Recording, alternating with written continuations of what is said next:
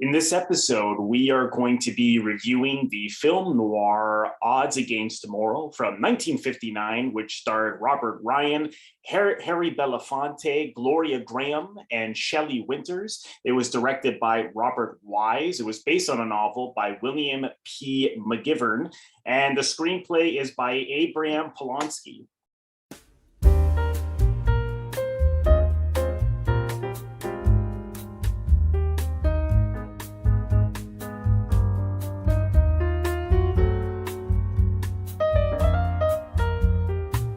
Welcome to Robert Bellissimo at the Movies. This is a podcast where I explore films from all over the world and how those stories were told on film. And today, my guest is Cheyney Ryan, who is the son of the star of this film today, Odds Against Tomorrow, Robert Ryan. Cheyney is a senior research fellow at Oxford University's Institute for Ethics, Law, and Armed Conflict, where he focuses on nonviolence, pacifism, and critique of just war theory. Cheyney, he's previously taught at the University of Oregon, where he was a professor of philosophy and professor of law, and co-founded the Peace Studies program and the master's program in conflict resolution. He has also taught at Northwestern University, Harvard Law School, and Boston University, and he's also been named one of the leading scholars in peace and conflict studies by the Washington Post, among much more. So Cheyney, thanks again. I really appreciate that you took the time to talk to me today. Great to be here, Robert. Thank you. We talked a little about, we met in those film noir groups on Facebook, and I'm curious, because I know that you had said before you're not like an avid movie watcher, but are you a film noir fan in general? I am. I got interested in film noir somewhat independently of my dad's movies. I was always interested in them, and then I started. I don't follow the Facebook pages avidly, but they are very interesting to read.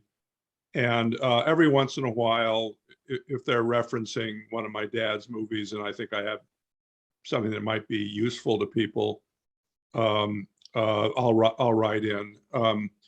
But quite frankly, the people on these websites know a lot more about these movies, and they also tend to know more about my father's movies than I do. So I learn a great deal from them. There's a great little story in the book when your father, I can't recall if you were with him, but when he was in France, as the film scholars and the film critics began to coin the term film noir. And of course, he was in a number of classic ones, and people were bowing down to him on the street, and he just thought that they were crazy. So I was curious, did he ever talk about when people started to coin these kind of melodramatic crime films as film noir? Did he have any thoughts on that in his later years? Well, I remember kind of when that happened. I wasn't with him when that incident occurred, but I do remember, there was a period of time, it was later in his life, when and it wasn't just film noir as a genre. I mean, what happened was that a few directors, the most dramatic one being Nicholas Ray, right, I think we're suddenly being identified as great artists. Mm-hmm. I don't know. Again, I'm not a film scholar, so I don't know if where Ray stands in the Andrew Sarris pantheon of directors. He might have been quite high, yeah. Right, but I think I remember my father. I think he felt that that setup and Odds Against Tomorrow and Crossfire, he certainly had a very high regard for those movies. But I don't think at the time they were thought of, framed in that way. And quite frankly, it's unfortunate. My father died when he was a fairly young man. Yeah. And a lot of the kind of regard I think that people have for him, that was not a part of his life when he was alive. So I've sometimes thought that's unfortunate. I mean, he was so subtle and he can convey so much by doing so little, you know. And I really appreciated, as an actor myself, that he was really interested in theater and Shakespeare and Eugene O'Neill. So he was always looking for the challenging roles. How was he on the stage? Did you ever get a chance to see him in any of his plays? I saw him a lot on stage, and I may have actually seen him more on stage than the movies. I mean, you have to remember that way back then, it wasn't easy to see some of these movies. I mean, when we lived in Right. New York City, there was the Thalia. I mean, there were theaters that they would show older movies, but the acts and there were, you know, channels would show them. But some of my father's movies I didn't see until well after he passed away, because there Oh. wasn't any way to see them. I saw him I saw him a lot on theater. I not only saw a lot of the productions he did, but I saw them multiple times. I think he did a production of Long Days Journey to the Night, which was really quite good, and I think is very highly regarded. Mhm. But of course, he was playing an Irish American actor with a Perfect. complicated family life. Right. So it was sort of a fastball right down the middle. I thought he did a version of The Front Page, Yeah. which he was also quite good in that, and it was interesting because it's a very comedic role. And my dad, I don't think first of all, he didn't do many comedies at all in the movies, and and actually, now that I think of the two of them, I haven't seen them, so I probably shouldn't comment on them. But I don't think he was considered a strong comedic actor on film, but he was quite good on Mm. stage. Very, very good. Yeah, the right piece. Yeah. Oh yeah, no, I bet. I mean, I still have to see the him in the Iceman Cometh. I know the film version, and I imagine that came out after he passed. I don't think he saw it, based on the Right. That's right. biography. Yeah, That's right. but yeah, he sort of definitely was tailor made for those great O'Neill Irish roles. I just wanted to read something from the book, because for anyone who doesn't know, originally, Robert, your father turned down Odds Against Tomorrow because he felt it resembled Crossfire too much, and he didn't want to go down that role. But what he says here, that he changed his mind about playing Slater after rereading the script and appreciating its excellent qualities. He felt the film Odds Against Tomorrow says something of significance, and says it well, dramatically without preaching. The drama strongly suggests that bigotry is based on fear and envy, and that the most important thing that keeps a bigot operating is the feeling that he is better than another man. And we certainly see that with his character Slater. Was he happy with this film when it came out? I don't know if you recall, but I know you were only like 10 or 11 when this I was don't really released. remember. I mean, I think he was. And the movie was well received, and he was lifelong friends with Harry Belafonte, so I Right. think they enjoyed working together. And we have a number of photos and, you know, Ryan memorabilia of them horsing around, and he came over to our house a lot. So generally, my impression was that if dad liked a movie and liked working with people, then that would continue on. And they discussed other projects that never came about, but they were very involved in the same political activities. Right. So I think he had a very good experience, and he'd worked with Wise before, and, you know, Right. like that. So no, I think it was a very good experience for him. What he thought about the movie, though, I couldn't say. I mean, I didn't see the movie when it came out, so Right. there was, and quite frankly, there was also never much discussion about around home. It's not the Right. kind of thing that we would talk about. Right. And what was his relationship like with Harry Belafonte? I know that Belafonte introduced him to Martin Luther King, and as you said, the political interests were very much the same. Was that really where their bond was strongest? It was, and I'm trying to remember. I was trying to remember thinking about this discussion, uh, Belafonte was someone that was very much in our lives fairly early on, and my feeling was that they were already friends, and they would have been friends through politics, so it would have been through civil rights activities, and my feeling is that they were already had gotten to be friends through doing political activities. And when Belafonte wanted to do the movie, I don't remember what Joan says about it in the book, but I'm sure that Dad wanted to help him out and support him and whatever. And then they remained particularly we moved to New York City in the early 60s. We moved to New York City after Odds Against Tomorrow was made, but Belafonte didn't live that far from us, so and that was when the civil rights movement was really up and going. So we saw them a lot then. Yeah. Do you ever see Belafonte these days? No, I don't. In fact, I was saying to my wife this morning that I've seen interviews with him, and he's still age whatever, going great. He's in his 90s. Yeah, I saw him. He came and did a concert in Oregon, many years ago, and I went to the concert, and afterwards I went back and said hello to him. But I would, he's someone actually that if I knew, I could figure out how to get in touch with him, I would just love to talk with him about the world and whatever, because I admire Harry Belafonte as much as I admire anybody. Yeah, and he certainly was really, really good in this film. Did you get a chance to meet any of the other cast members in this, Shelley Winters or Gloria, Grahame, or even the director? Because I know there's these great parts in the book where you met Marilyn Monroe and so many, giant stars of the day. I don't know if you met anyone on this film. Well, I don't remember ever meeting Robert Wise, though. It's possible when I was younger that you meet these people and you don't know who they are. Shelley Winters and we had the same babysitter, believe it or not. So Mrs. McCaskill, I still remember her name. They were friends.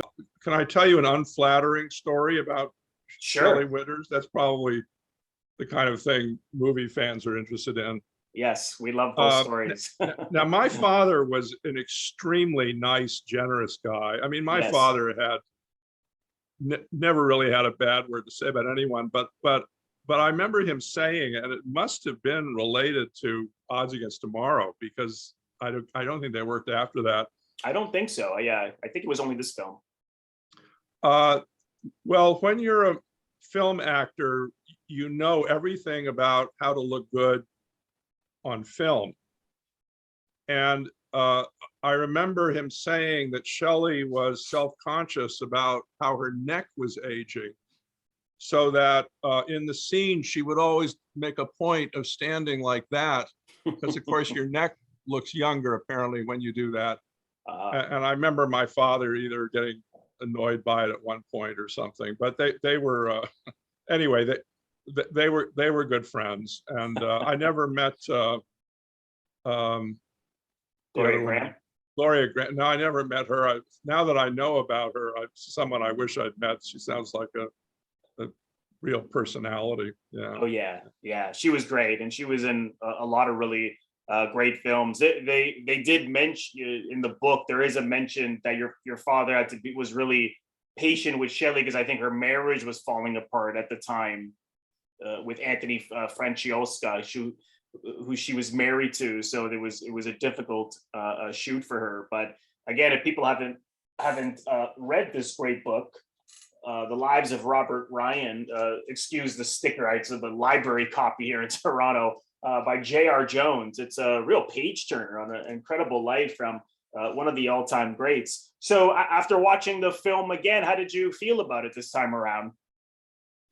I thought it was very interesting. I thought Belafonte was very good. It's hard to be a movie actor, and the fact that you're a performer, like a singer, does not mean you'll be a good movie actor. I think, in fact, I was watching, I was trying to think of the number of singers that became credible movie actors, and I really couldn't think of that many who could do dramatic roles. And I thought, well, there were aspects of the movie that probably wouldn't interest anybody else. You know, when you watch a movie, like once I watch it, I'm always wondered about who the other actors are in it, because and you're an actor, Robert. You know, most actors, if they have careers, they still never star in movies or anything. So Right. most of your interactions are with people that, even if they've had long careers, you know, are journeymen, you know, Absolutely. or journeywomen. Right. And there were a lot of interesting actors in that. I mean, Richard Bright is someone that gets commented on, but Diana Sands was in it. Now, she's someone who had a decades TV career. So, and I kept noticing people that were kind of fixtures in Hollywood and wondering how they got into it. Richard Bright, I certainly, for anyone who that name doesn't ring a bell, he was in the Godfather films and a lot of Marathon Man and the Panic in Needle Park, a lot of great Panic in Needle Park, right? Oh, apparently Cicely Tyson was in it. I didn't recognize her, but it's uncredited, so maybe she. No, she's in it. The woman, I was interested in the woman who plays Belafonte's girlfriend in the bar. Oh yes, yeah. I didn't know the name, but it turned out she had a 5-decade career. This is, I think this is Carmen de la Valade. I'm not saying that right. Yeah, played Kitty, and then Kim Hamilton played his wife Ruth. Right, and these are people that were all, you know, very, very strong actors. I would imagine that they probably, some of them had a connection with Belafonte.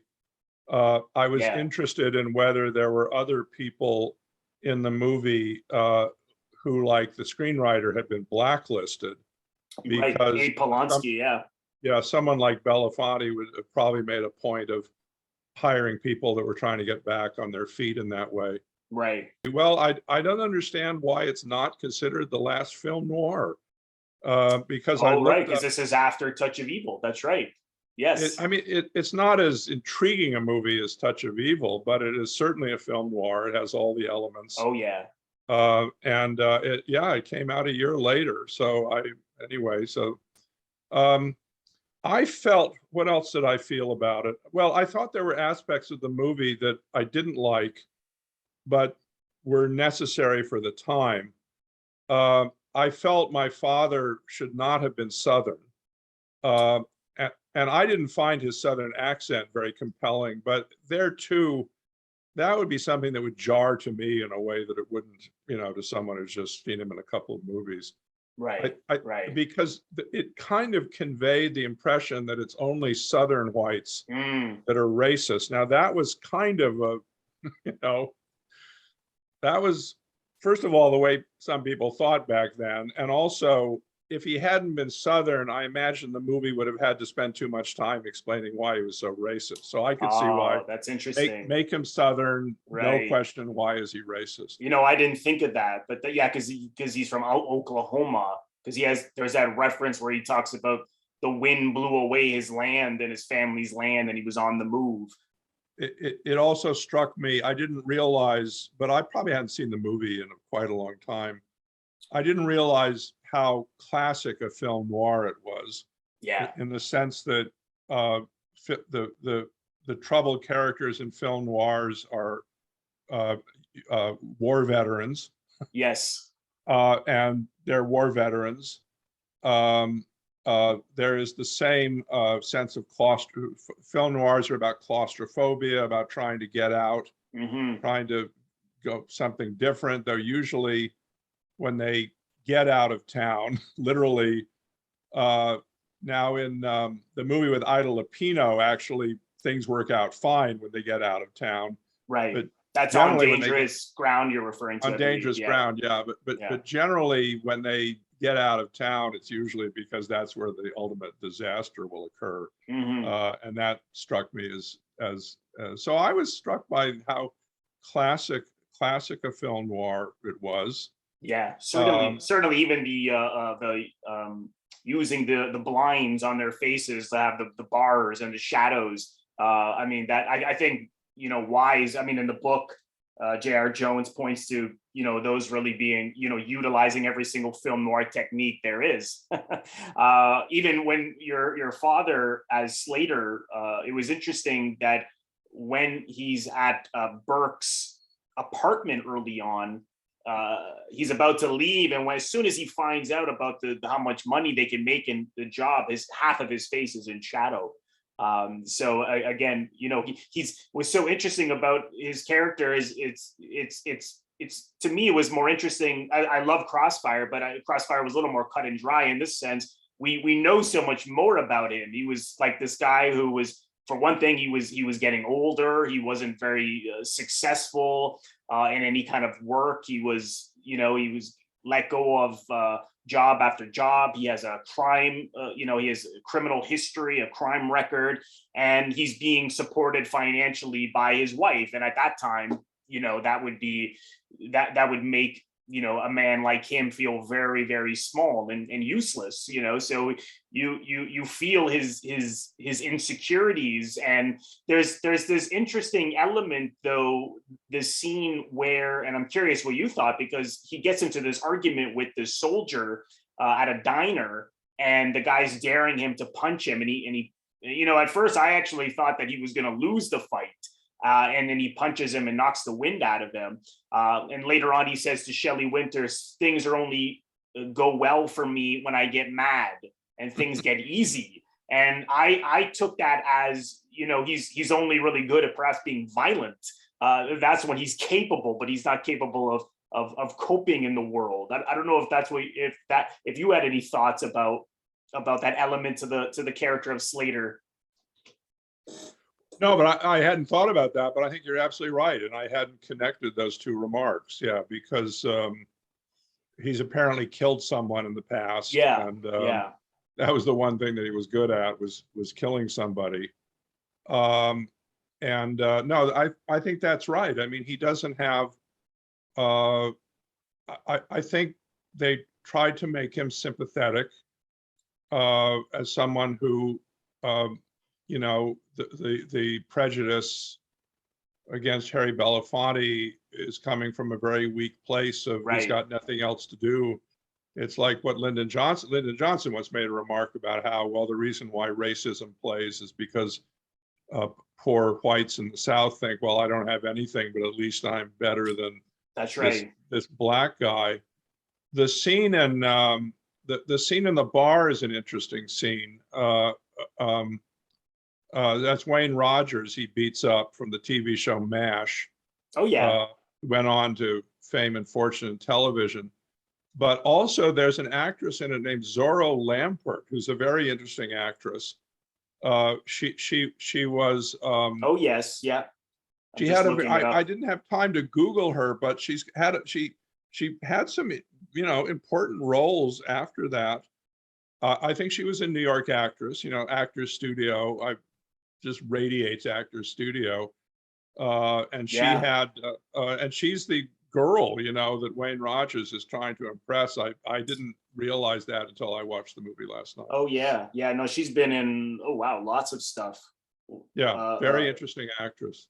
Yeah, no, I'm glad you pointed out some of the smaller roles, because I didn't know who a lot of them were, other than the of course the major leads. I wonder if having the Gloria Grahame character, he has this scene where he sleeps with her. I wonder if that was intentional, so that the audience would not feel for this guy at all, because the only time you saw his humanity was when he was with Shelley Winters.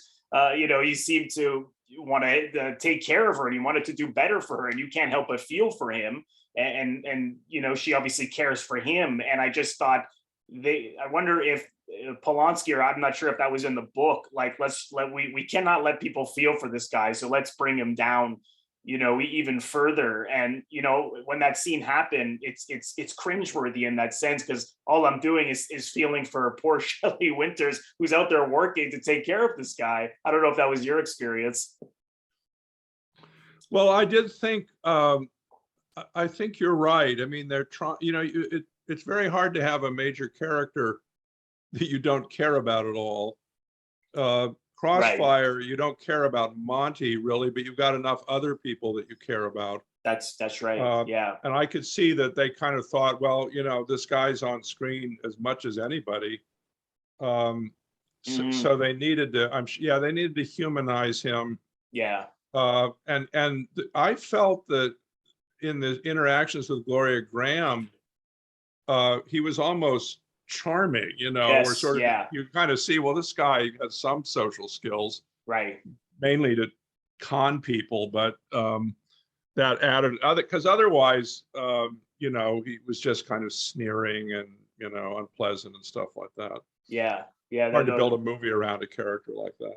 Oh yeah, no, absolutely. But the only one we know the least about out of the three is Burke, who's the person who masterminds this whole thing. I know him from Ed Begley. That's it. He was in 12 Angry Men and so many great films of the time, and he's this disgraced officer, and basically is in a position now where he's turned to crime. And to me he was almost like either a babysitter or a father to these two guys who are wrestling and fighting, and he has to keep them apart. And then in the end, when he's there, when your father and Belafonte are saying pass the key, as after he got shot by the cops, and he just blurts out, "I'm sorry," because he couldn't.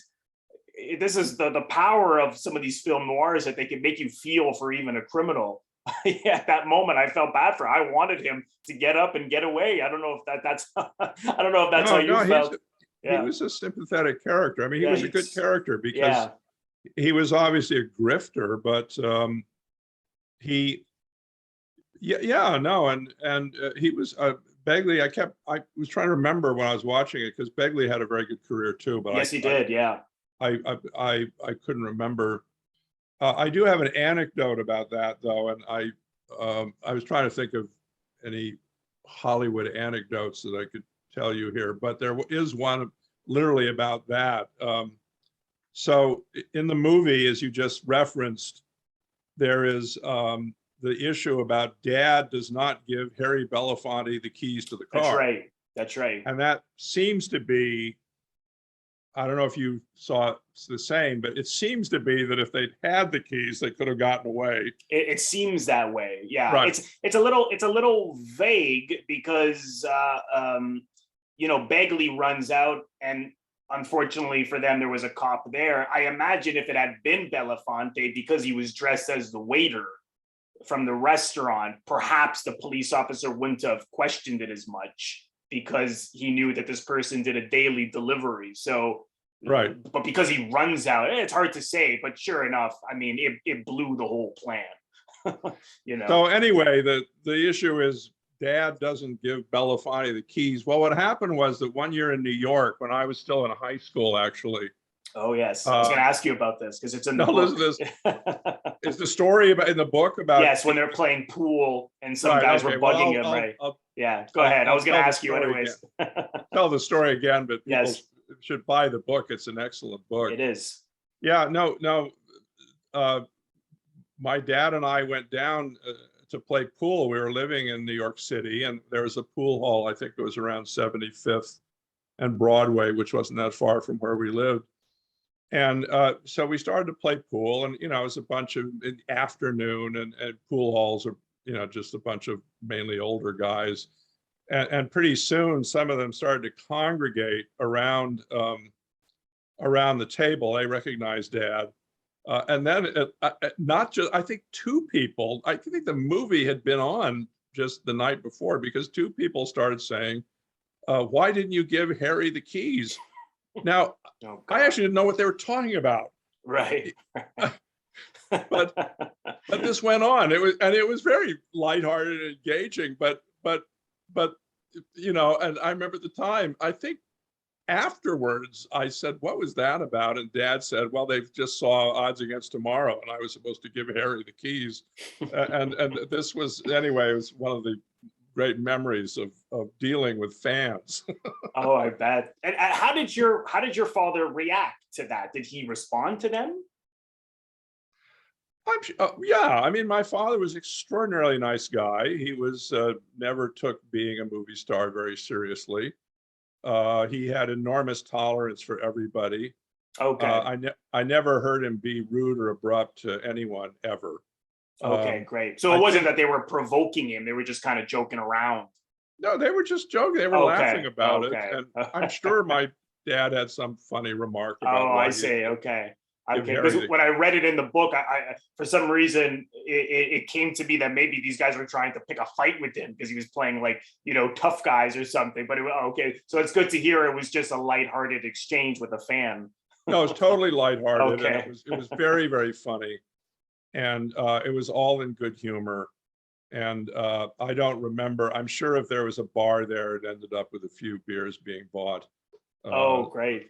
at the end of the day. That's good to know. The character that Belafonte plays, Ingram, was interesting because he doesn't look like someone in trouble at all. From the way he's dressed, like a prince, almost like a gangster. Like he's so well dressed. He gets into that elevator and he's joking around with the elevator operator. And even though he tells Begley, who plays Burke, that he's in trouble with these gambling debts he owes, but he doesn't seem to take it very seriously. Even later on in the club, when they come and a friend of his gives him a gun, and there's I forget the exact line, but he refers to it, they're just kids or something along those lines.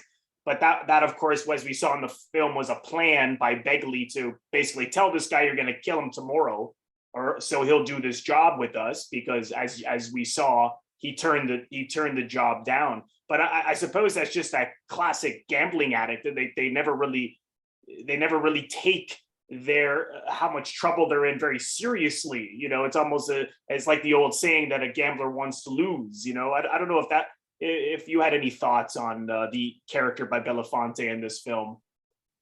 Well, if I had been asked to rewrite the movie, I would have made him more of a lowlife, quite frankly. It's a little over the top. I mean, first of all, he drives a very nice sports car. Yeah, that sort of was also strange. No, he drives a nice sports car. His Yeah. wife lives in a nice building where she's head of the PTA. Mm-hmm. I didn't and I guess what you're supposed to think is that well, he's this kind of middle-class guy almost, or assume, but just has this terrible gambling thing on the side. Right. I think the character could have been taken a different direction. I don't know how much time you spent in New York, Robert, but the single most unbelievable thing in that movie is that they're constantly parking in front of fire hydrants. I can tell you, having lived in New York, that if you park in front of a fire hydrant, you will be executed the next day. Okay? I did not know that. I've been there, but I didn't know that. No one would notice it. And I actually know it because they shot part of it in front of this building, the Majestic. You actually see the name at one point. I literally know where they filmed it, and what they said to the city of New York is, well, we need to film this on the street, but we can't ask you to move any cars, so we'll just use the fire hydrant instead. That way it'll be. Anyway, that's I guess you got to be from New York or have lived there to maybe raise some eyebrows to that. That's interesting. Yeah.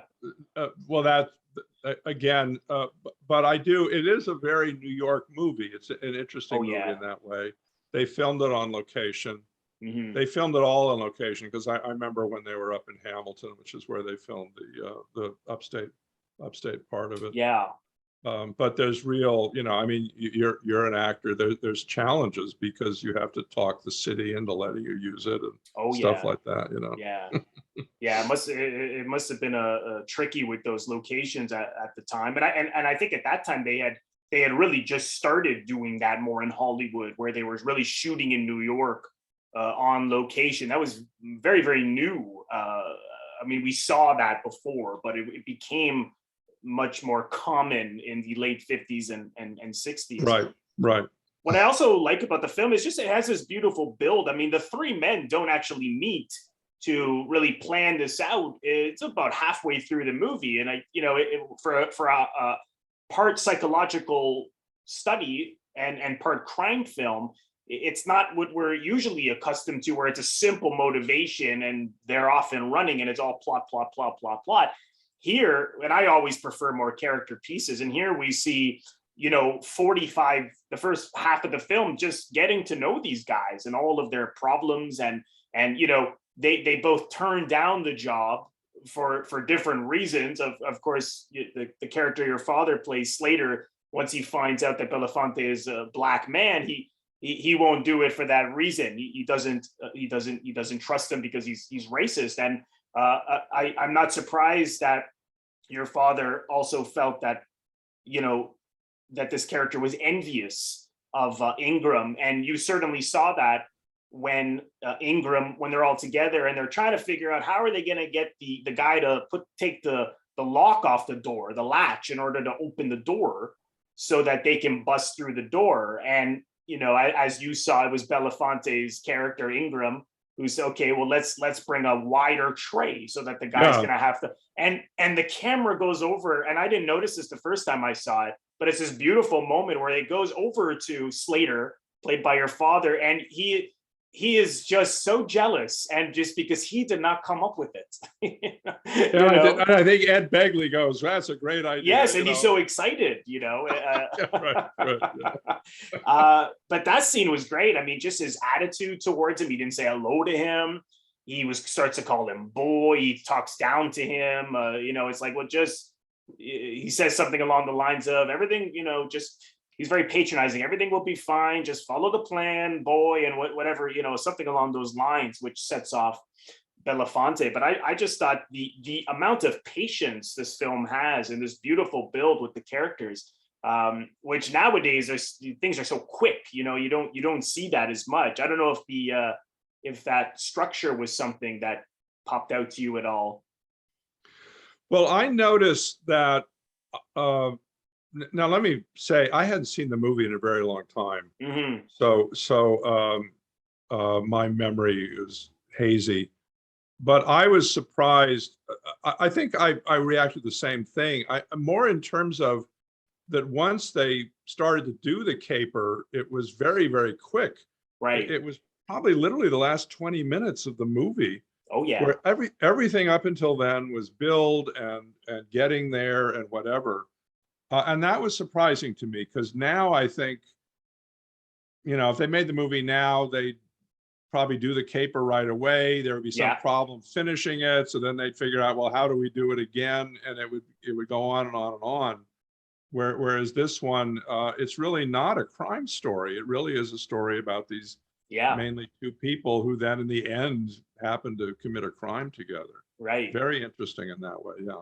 Oh yeah. I certainly loved it. And of course I love, and I know in the book, J.R. Jones mentions this as well, the irony of the end, and after they both shoot at each other and they die in that explosion. And then, as they pull the, as they're looking at their corpses, and because they're burnt, you can't tell who's who. And it's sort of, the irony is that these guys fought. Well, I mean, I shouldn't say these guys. It was Slater, Robert Ryan's character, who didn't trust this guy, had all these bad feelings towards him purely for the color of his skin. And then in the end, it's like, I can't tell the difference between these two guys, because they're both burned to life, which was such the tragic irony of the story. But it's really a wonderful film. I think I liked it much more this is the second time I saw it.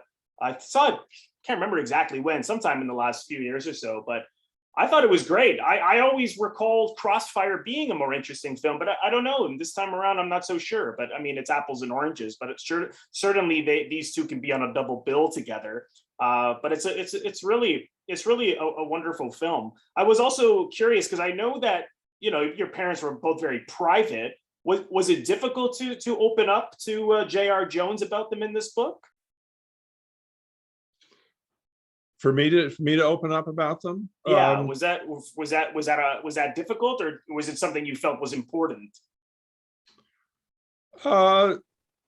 No, I don't think it was difficult. The the the problem you have if you're someone like me, whose father was a movie actor quite a long time ago, the main problem you have is talking to people about it who don't know anything about the movies and whatever. And that happens because someone will find out, oh, this guy's father was a celebrity. And then you'll have questions where you realize this person has no idea who you're talking about. They're Right. not really, they're only interested in the fact that they were a celebrity. Right. But Right. but no, I actually, and increasingly so, uh, am love talking to people who actually know about the movies, Hmm. and talking to, well, I when I first talked to Jones about the project, and I don't know whether I had as great an influence on it as I'm now going to suggest, but he got in touch with me, and he'd written an article for the Chicago Reader about it. And he was from Chicago, and he'd actually gone to the same high school my father had gone to. So he Right. kind of thought, well, this is an interesting project. And I talked to him about it.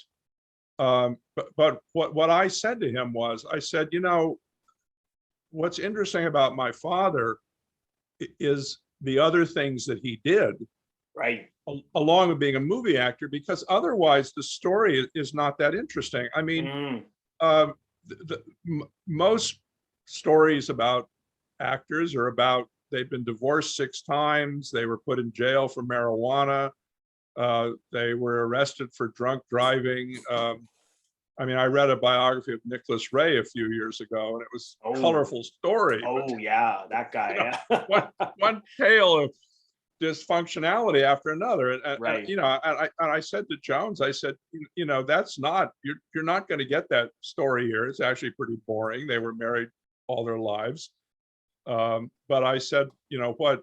So I was happy to talk about, um, I was perfectly, no, it was fine.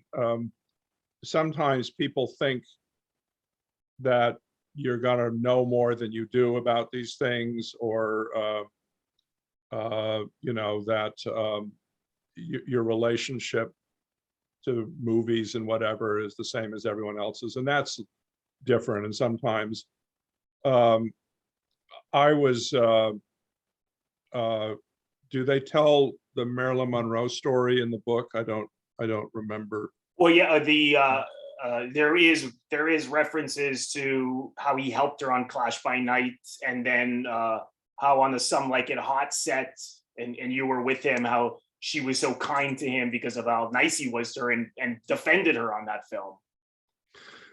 Yeah, well, I'm bringing this up because it's an example of, I think it's hard to kind of keep the same perspective if you're talking to people about it, because I remember the Marilyn Monroe anecdote is quite interesting, but I remember for someone said to me for a long time, and I think this the kind of thing that would come up with Jones is, well, that's an interesting story. Why didn't you tell that story or whatever? And you kind of lose perspective because it's just people in your life. Right. Now, what happened there, if you allow me to indulge myself, is Sure. well, Dad was making another movie with Nicholas Ray at the time on the same studio. And I believe it was during the summer, because that was the only time when my mother would let us go to the studio, and miss school to go to the studio. But what happened was that I went to the set with Nicholas Ray, and it was just one stream of profanity after another.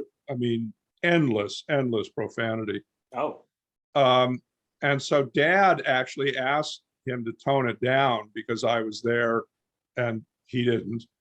So my father got worried about, well, what's my mother going to think if we come home and I start repeating all these words I heard? So they were shooting Some Like It Hot on the next in the next thing. So that was basically what happened. Was we went over there, and since Dad knew Marilyn, he kind of said, well, can Cheyney stay on this set for a while, because I'm worried about what's happening with the other Oh set. God. And it's interesting because the scene they were shooting was the Running Wild song scene. But I didn't put those together until many years later. All I remember was seeing Billy Wilder trying to teach Marilyn Monroe how to wiggle her ass. Literally, that's what was going on. Oh God. Now, this is an interesting story. I mean, I realized since then, well, that's kind of an interesting story. But with some of these things, either because you have different relations to celebrities, Right. or it was just one of a number of things. So the challenge is not that you're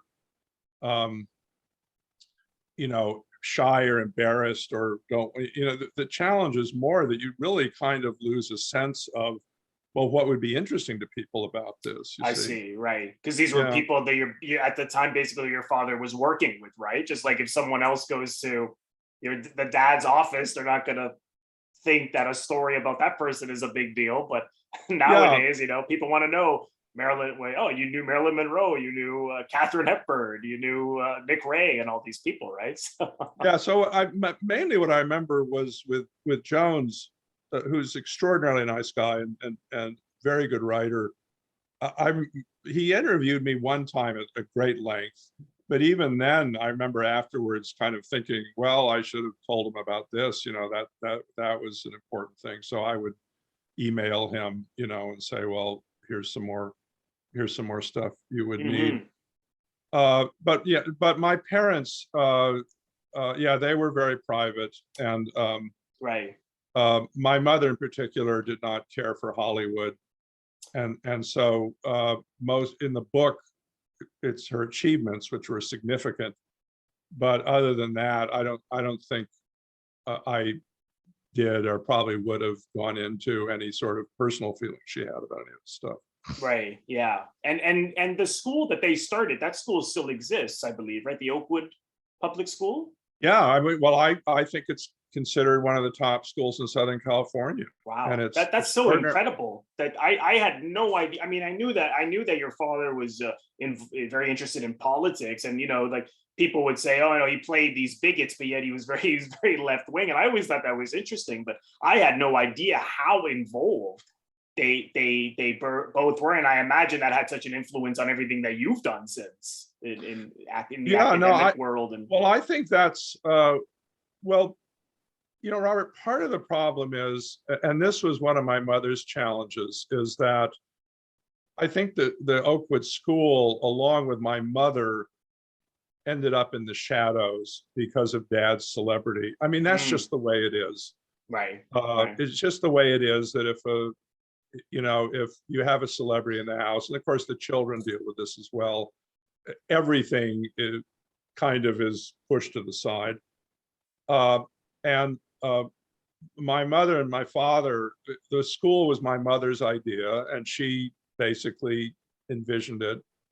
My father, in ways that I myself actually was not fully aware of till I read it in the book, that some of the things that he did to support it.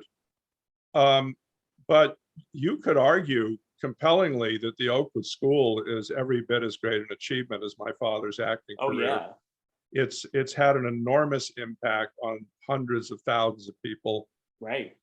It's a wonderful institution in terms of its progressive values. And I think so.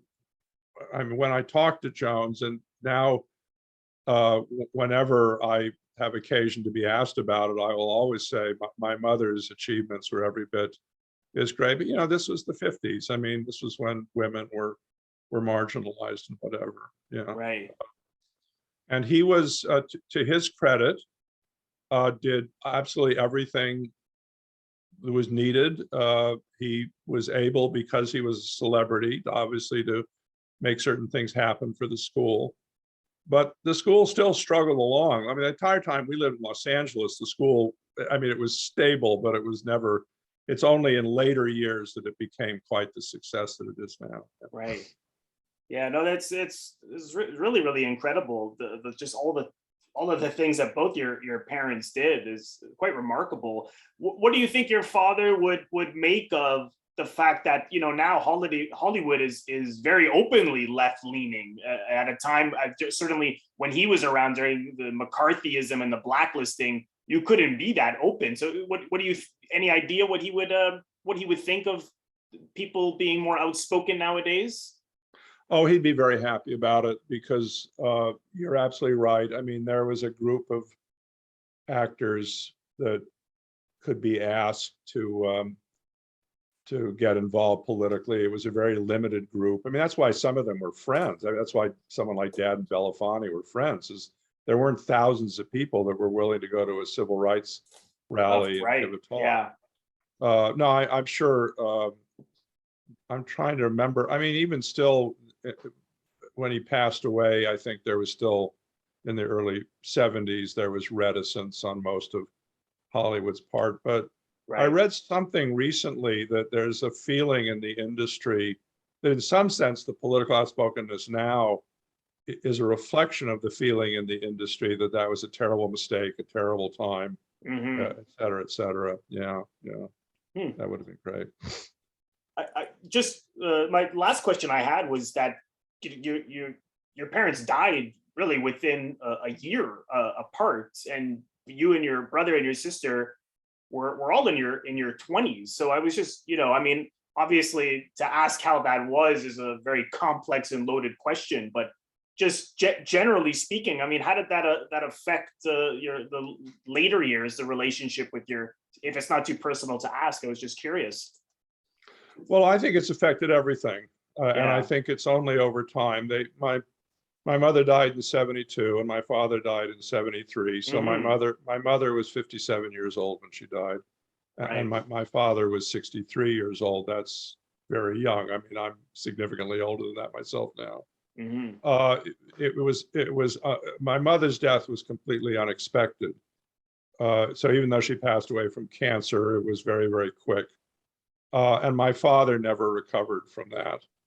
He simply never recovered from it. So he continued to work, but he never recovered from it. And I think it killed him, quite frankly.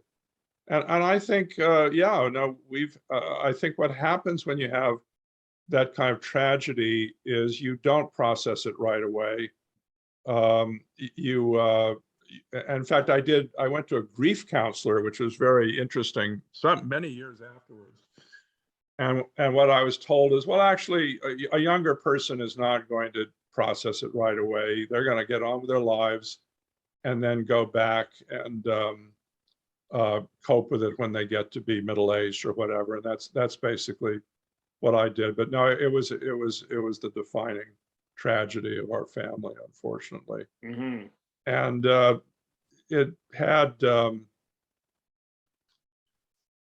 I suppose the oddest thing about it was that I became John Lennon's landlord for a while. Yeah, that was at the end, towards the end. You were dealing with some people for those air conditioners. I don't remember if I told Jones about that, because when I first talked to Jim, I did say I didn't want anything about my subsequent life. Actually, not because I'm embarrassed about it, simply because I just thought it was irrelevant, extraneous, and my wife actually felt very, very strongly we have our own lives and it doesn't need to be there. But so I don't remember how much I said to him. But Lennon and Yoko were still renting our apartment. So when my father passed away, I had to deal with those issues, and the main one was I wanted to get our air conditioners back, and this dragged on forever. I'm mentioning that probably because it's an interesting relationship to have been in, but also because when you have a tragedy like that, you're mainly concerned with practical details. Where's the medical insurance card? Getting all the estate in order, and there was a reference to that. I think after my mother died, I mean, I think my father, I know he basically didn't feel like he wanted to live anymore. So it was not as if, I mean, it's a tragedy to die when they're that young. Yes. But on the other hand, if someone feels like, well, they've lost their purpose for living, then you have a different feeling about it. Right. Yeah. Well, I mean, certainly they left a lot behind to carry on the legacy with the Oakwood School and your mother's novels, and of course your father's performances. And if anyone hasn't read this book, The Lives of Robert Ryan by J.R. Jones, is a real page turner and a wonderful film on, in my opinion, one of the great actors in film history, Robert Ryan.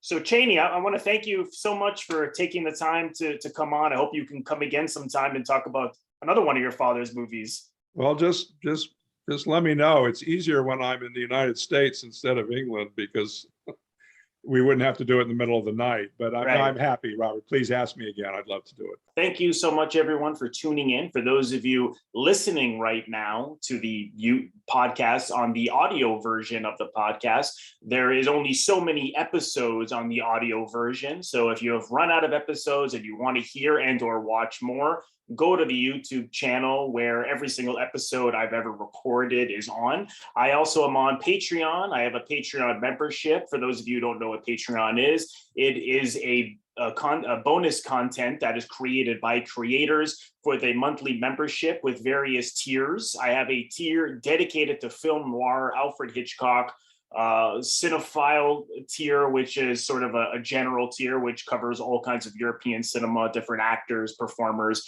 and it is all based on polls that is sent out during the month that you can vote on. So you're very much will be part of the decision making as to what I record on my Patreon, and it's just a small fee every single month. So the link is in the description box below, patreon.com/Robert Bellissimo at the movies. And lastly, if this is your first time here, please consider subscribing by pressing the Robert Bellissimo at the movies logo. You will see it floating above my head right here to your top left. Just click on that and then click the bell in order to get a notification every time I release a new video or go live. Thank you so much, folks. I will see you in the next episode.